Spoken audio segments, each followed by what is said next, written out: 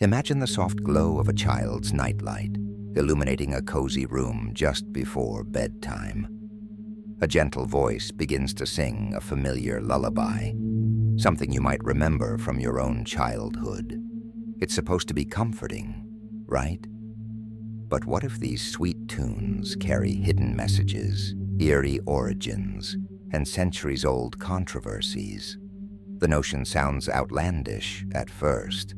After all, lullabies are supposed to be innocent, right?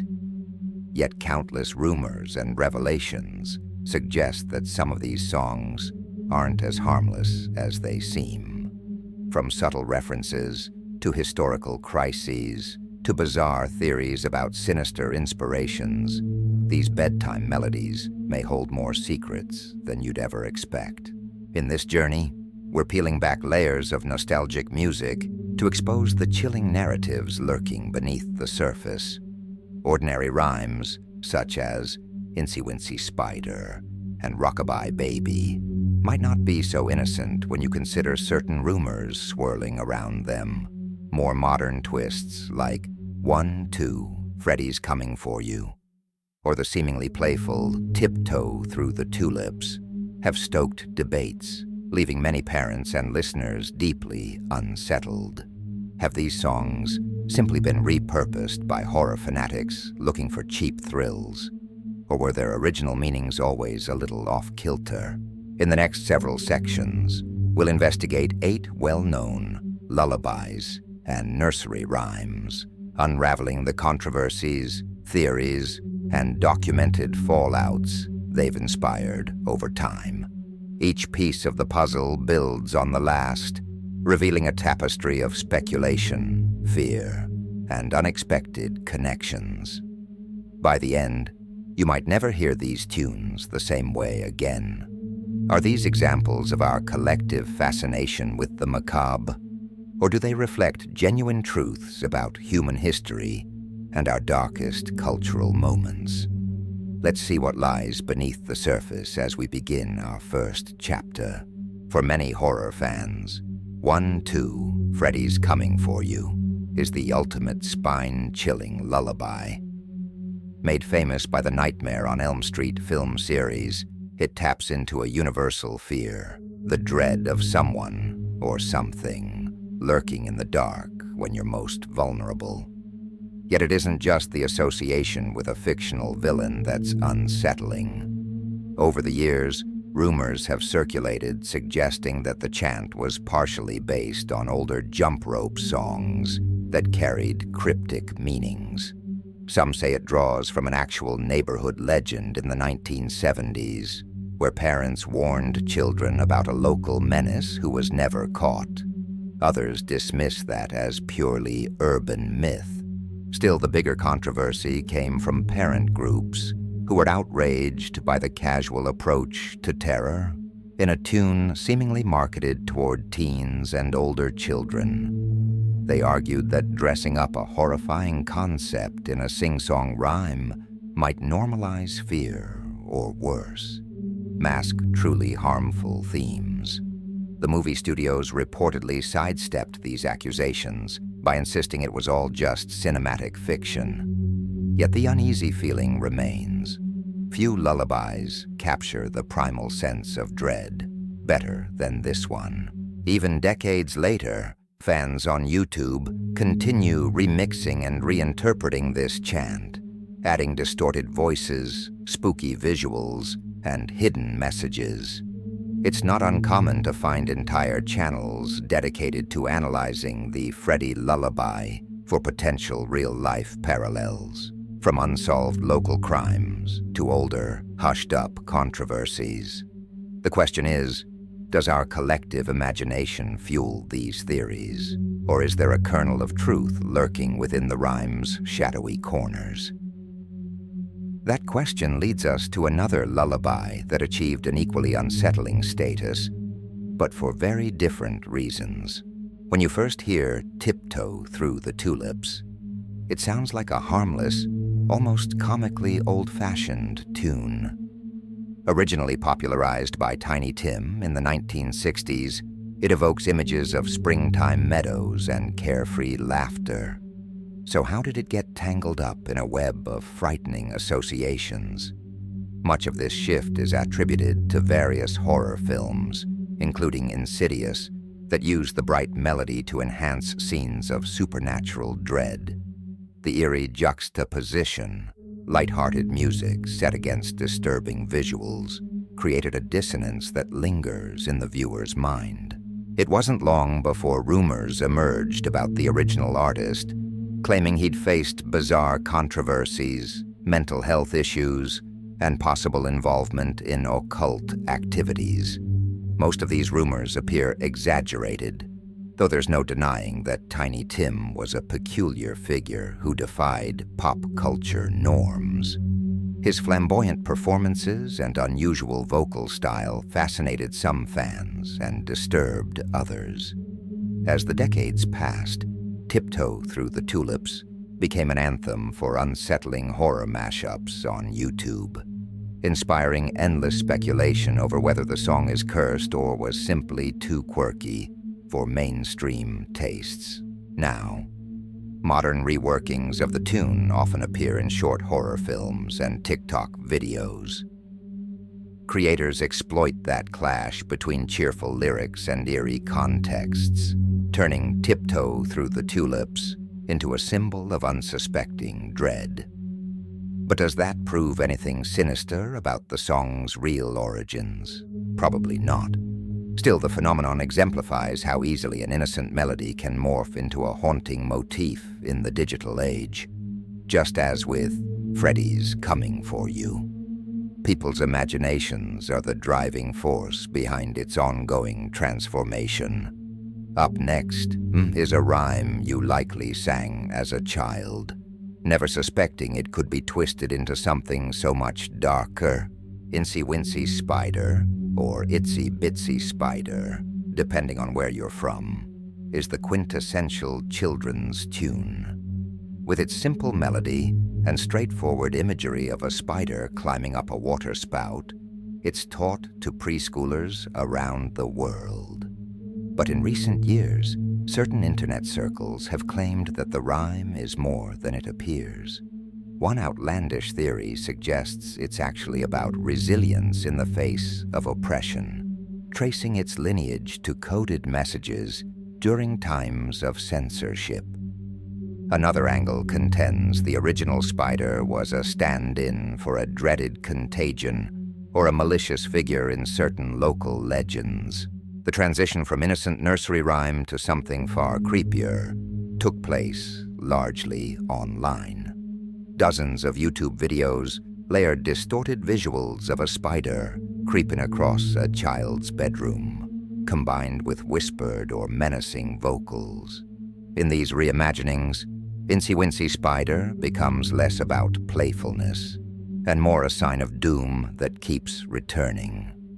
Critics say these are just attempts to stir up shock value. But the popularity of such videos can't be denied, nor can the genuine unease viewers often report feeling when confronted by this new, ominous version of a childhood staple. This phenomenon highlights a broader pattern. Many nursery rhymes have ambiguous origins, making them ripe for reinterpretation. Because there isn't a single documented source for Incy Wincy Spider, conspiracy-minded fans fill in the gaps with their own theories. And so the legend grows, fueled by digital retellings and an appetite for any story that adds a sinister twist to an otherwise mundane tune. As it turns out, Incy Wincy Spider is just the tip of the iceberg.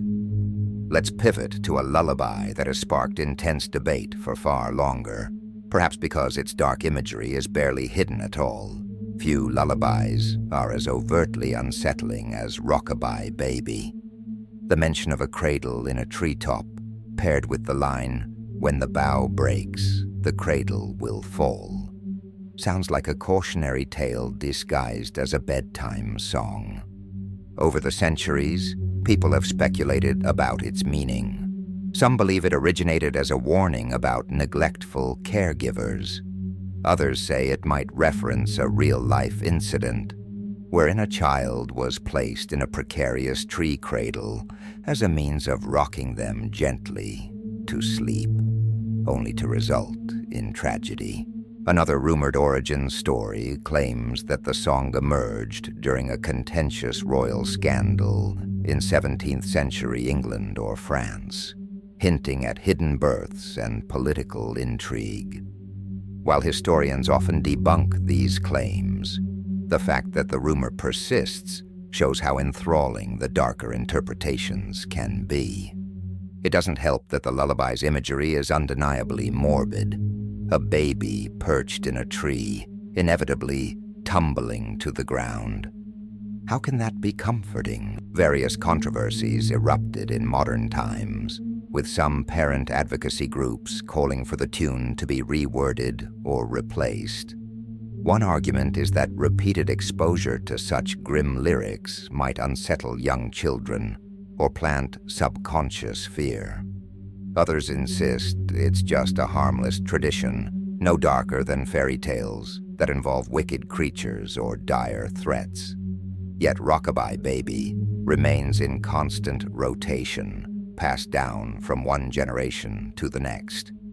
Testament to our peculiar comfort with the vaguely menacing. The next lullabies we'll explore take a similar route, presenting cheery exteriors that may cloak something much more sinister beneath. It's raining, it's pouring, the old man is snoring.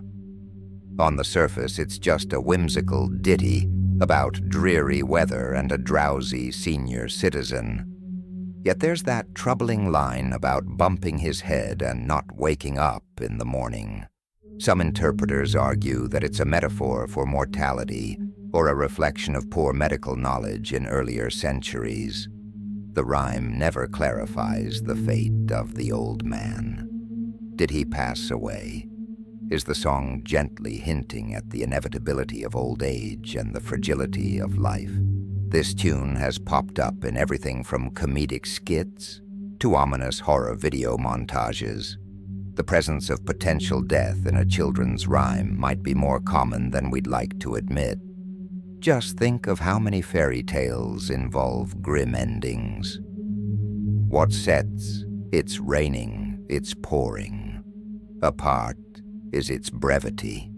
The line is so straightforward that it almost begs for speculation. Why would we teach kids a jingle that references a severe head injury in such a casual manner? In modern times, controversies around these short rhymes often spark heated discussions on parenting forums. Some argue we should retire them altogether, while others see them as benign remnants of folklore. Though the debate keeps flaring up, nothing about the tune itself has changed. It continues to be recited in classrooms and around campfires, a quiet nod to the intersection of childish wonder and the stark realities of life. The next batch of rhymes we'll examine has drawn even more intense speculation, especially for their suspected historical ties to disaster. Perhaps no nursery rhyme has attracted as much rumor and debate as "Ring Around the Rosie."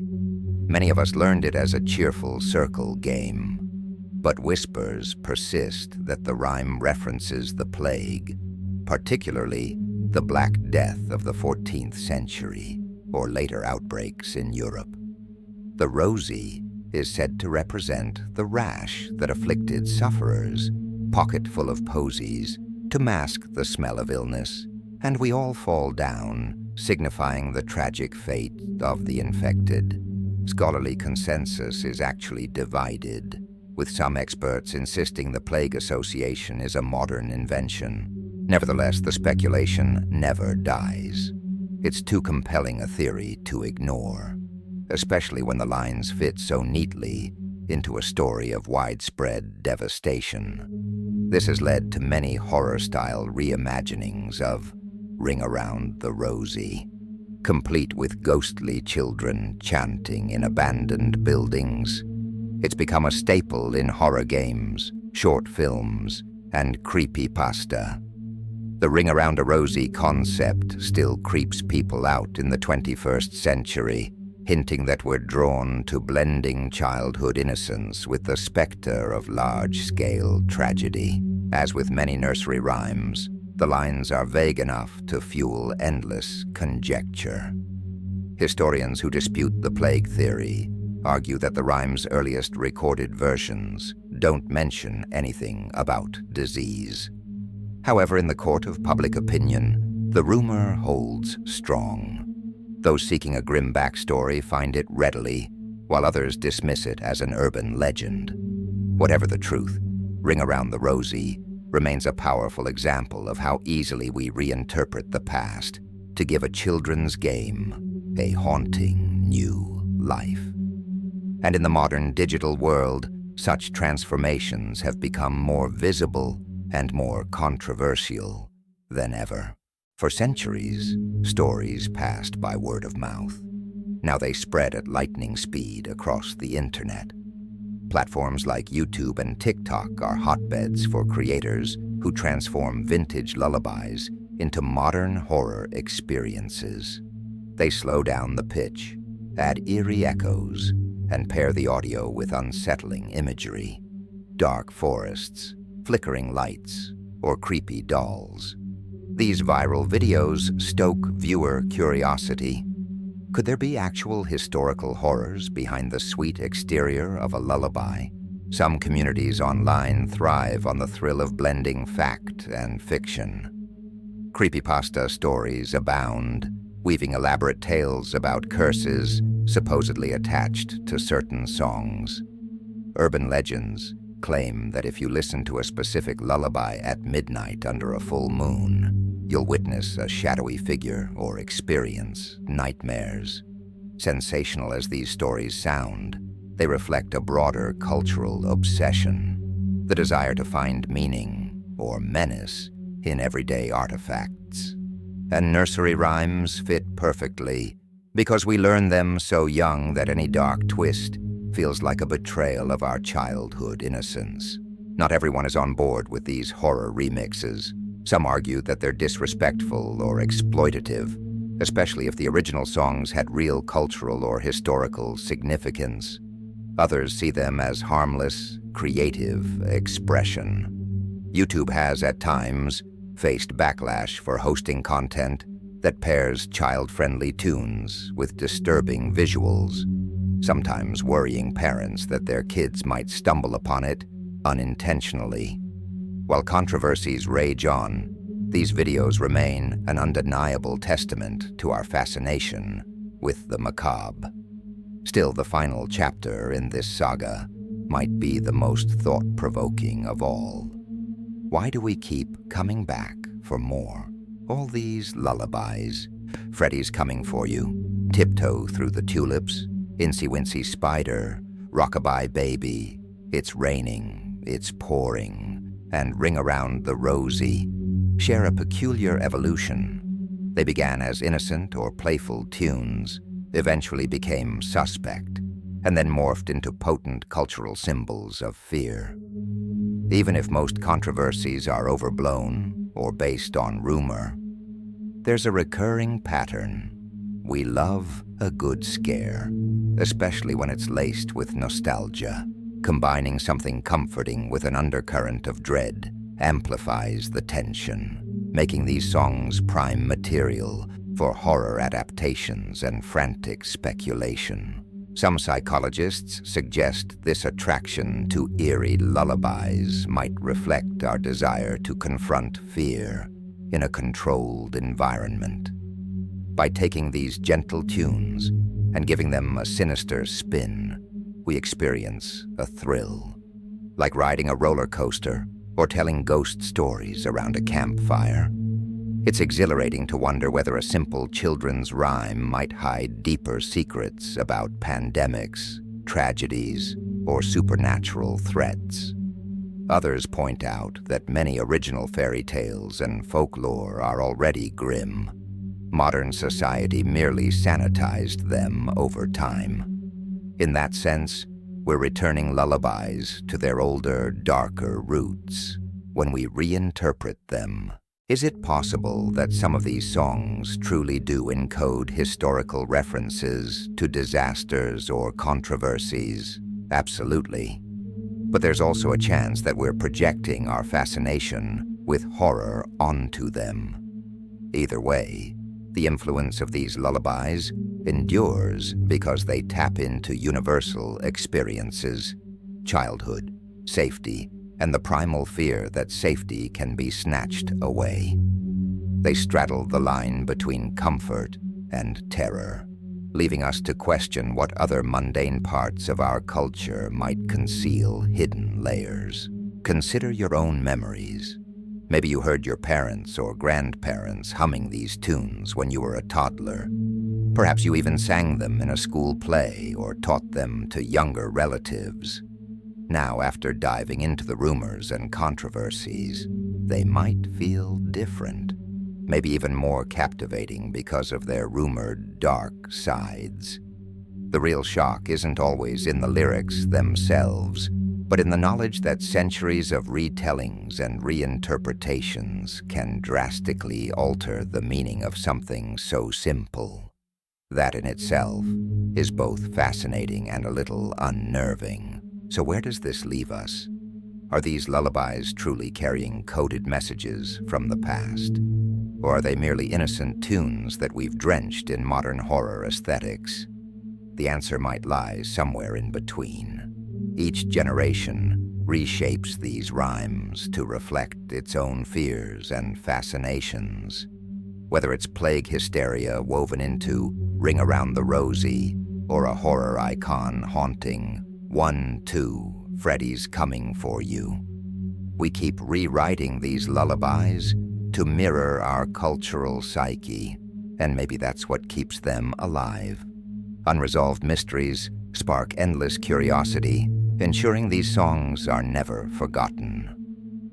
The next time you hear Rockabye Baby or see a video remixing Incy Wincy Spider, remember the potential for darkness behind the gentle melody. Whether you believe the controversies or not, one thing is certain: these lullabies capture our collective imagination, reminding us that sometimes the line between comfort and fear is razor thin. Which lullaby do you find the most unsettling? The answer might tell you more about your own fascination with the unknown than you expect.